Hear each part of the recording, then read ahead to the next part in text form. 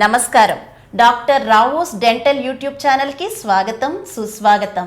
4 దశాబ్దాలుగా దంత వైద్య రంగంలో ఎన్నో సేవలు అందించి ఎందరికో ఆదర్శంగా నిలిచిన డాక్టర్ ఓ నాగేశ్వరరావు గారు ఇప్పుడు సోషల్ మీడియా వేదికగా మన ముందుకు వచ్చేస్తున్నారు. ఆయన్ని అడిగి మరిన్ని వివరాలు తెలుసుకుందాం. నమస్తే నాగేశ్వరరావు గారు. నమస్తే అండి.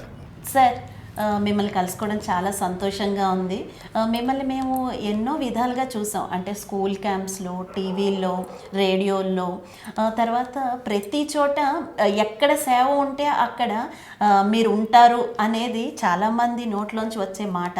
మిమ్మల్ని ఇలా కలుసుకోవడం మాకు చాలా సంతోషంగా ఉంది.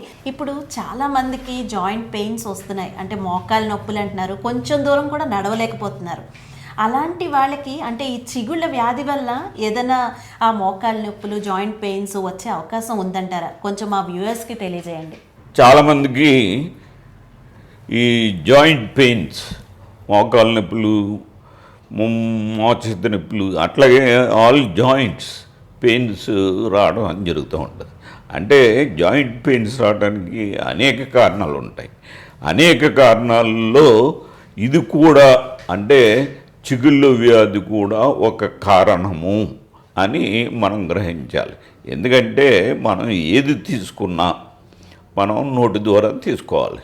నోటి ద్వారా తీసుకున్నప్పుడు నోట్లో గనక ఈ ఇన్ఫెక్షన్, చిగుళ్ళు ఇన్ఫెక్షన్ ఉన్నట్లయితే ఆటోమేటిక్గా ఈ చిగుళ్ళ ద్వారా ఈ బ్యాక్టీరియా అది మనం తిన్న ఆహారంతో పాటు ఈ జీర్ణకోశంలోనికి పోవడం జరుగుతుంది.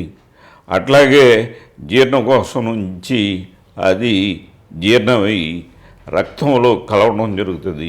ఈ రక్తంలో కలిసినప్పుడు ఈ బ్యాక్టీరియా కూడా రక్తంలో కలవడం జరుగుతుంది.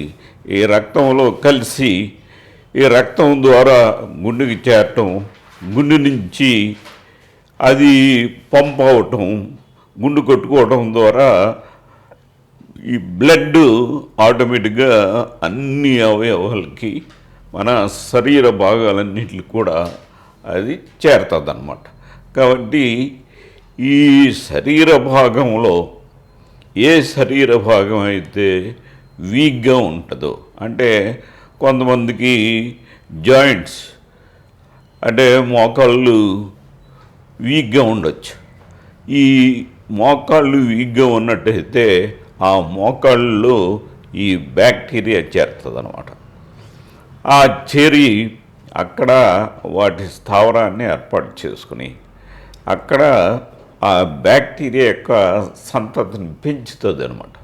ఆ పెంచి ఆ మోకాళ్ళలో అది మోకాళ్ళని అది విచ్ఛిన్నం చేయడం అనేది జరుగుతుంది. ఈ విధంగా విచ్ఛిన్నం చేయటం వల్ల ఈ మోకాలు ఏంటంటే పెయిన్ రావటం అనేది జరుగుతుంది.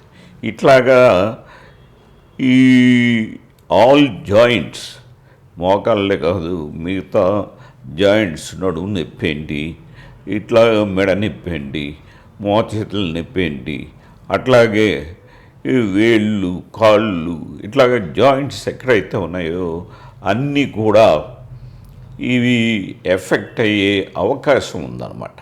కాబట్టి ఈ విషయాన్ని గమనించి మీకు చిగుళ్ళు వ్యాధి ఉన్నట్లయితే ఇది కూడా ఒక కారణం. ఎందుకంటే మనం తిన్న ఆహారం మంచిగా ఉన్నట్లయితే మనకి ఆరోగ్యాన్ని ఇస్తుంది. ఇప్పుడు మనం తిన్న ఆహారం మంచిదైనా నోట్లోకి వెళ్ళిన తర్వాత ఈ చిగుళ్ళు వ్యాధి వల్ల అది కలుషితమైపోయి బ్యాక్టీరియాతో చేరి అది మనం తీసుకుంటున్నాం. కాబట్టి ఈ బ్యాక్టీరియా మొత్తం బాడీ అంతా చేరి అనేక వ్యాధులకి మూల కారణం అవుతుందని మనం గ్రహించాలి. ఈ వీడియో కనుక మీకు నచ్చినట్లయితే లైక్ చేయండి, మీ బంధుమిత్రులందరికీ షేర్ చేయండి, సబ్స్క్రైబ్ చేయడం మాత్రం మర్చిపోద్దండి.